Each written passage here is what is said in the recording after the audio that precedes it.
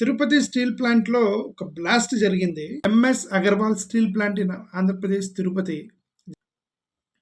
ఒక పెద్ద శబ్దం వచ్చిందంట. ఆ పక్కన ఉన్నటువంటి గ్రామాల్లో ప్రజలు మొత్తం వాళ్ళు భయకంపితులైపోయి అందరూ బయటికి పరిగెత్తారు. దెబ్బ తగిలిన వాళ్ళని తిరుపతి గవర్నమెంట్ హాస్పిటల్‌కి తీసుకెళ్లారు. ప్లాంట్ టెంపరరీగా క్లోజ్ చేశారు అనేది మొన్న గవర్నమెంట్ రాగానే జూన్‌లో అధికారం తీసుకున్నారు. ఆగస్టు 22వ తారీఖున 17 మంది చనిపోయారు. అనకాపల్లి ఫార్మాస్యూటికల్ కంపెనీలో బ్లాస్ట్ జరిగాయి.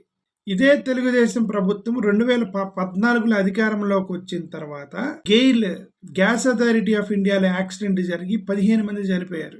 సజీవంగా తగలబడిపోయారు 14 మంది ఆ గ్యాస్ కంపెనీలో 2014లో.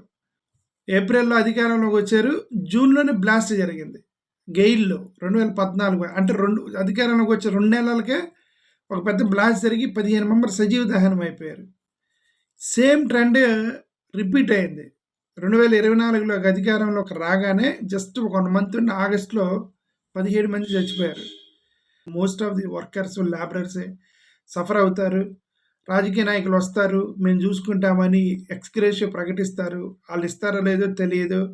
కంపెనీ వాళ్ళు మేము ఇస్తామంటారు, ఇస్తారో లేదో తెలియదు. But ultimately the sufferers are workers. కంపెనీల్లో సేఫ్టీ మెజర్స్ తీసుకోకపోవటం, చెక్ లేకపోవటం, గవర్నమెంట్ చెక్ లేకపోవటం, ఇన్స్పెక్షన్కి వెళ్ళిన ప్రతి వాళ్ళు లంచాలు తీసేసుకొని సంతకాలు చేసేసి ఫిట్నెస్ బాగోలేకపోయినా సరే ఫిట్నెస్గా ఉందని లంచాలు కేవలం లంచాలు తీసుకొని చెక్ చేయటం. వాళ్ళు కొత్త మెషిన్ పెడితే డబ్బులు ఖర్చు అవుతాయని పాత మెషిన్ మీద రన్ అయితే అక్కడ వర్కర్స్ చచ్చిపోయేది. కంపెనీ ఓనర్లు చచ్చిపోరు కదా, వర్కర్స్ చచ్చిపోతారు. 2016లో కూడా ఇదే జరిగింది. వీళ్ళు తెలుగుదేశం ప్రభుత్వం 2016లో కూడా 2 చనిపోయారు. ఇది సైనార్ కెమికల్స్ 14లో గెయిల్లో బ్లాస్ట్ జరిగింది. 15లో 2 చనిపోయారు పరవాడ ఫార్మాసిటీలో.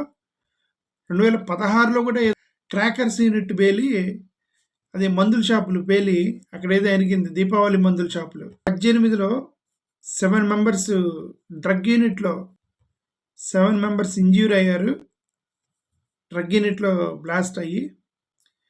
మరి అలాగని జగన్ గవర్నమెంట్లో అవ్వలేదంటే అయినాయి, జగన్ గవర్నమెంట్లో కూడా అయినాయి. బట్ ఇంత పెద్ద పెద్ద ఇంజ్యూరీస్ లేవు. 23లో ఏదో ఒక చిన్న ఫార్మా కంపెనీలో బ్లాస్ట్ అయ్యి ఒక్కరే చనిపోయారు. జగన్ అంటే కంపారిటివ్లీ తెలుగుదేశం గవర్నమెంట్తో పోల్చుకుంటే జగన్ గారి గవర్నమెంట్లో కూడా యాక్సిడెంట్లు అనేవి కామన్గా జరుగుతాయి కానీ బట్ డ్యామేజ్ అనేది తెలుగుదేశం ప్రభుత్వంలో జరుగుతుంది. అది 2014లో గెయిల్లో ఒకేసారి 15 మంది చనిపోవటం, 14 అధికారం రాగానే మొన్న ఫ్యాక్టరీలో 17 మంది చనిపోవటం, ఆ తర్వాత చాలా క్యాజువాలిటీస్ జరిగాయి. ముఖ్యంగా ఫుడ్ పాయిజన్స్ చాలా అయినాయి. గవర్నమెంట్ వచ్చిన తర్వాత ఫుడ్ పాయిజన్స్ చాలా అయినాయి.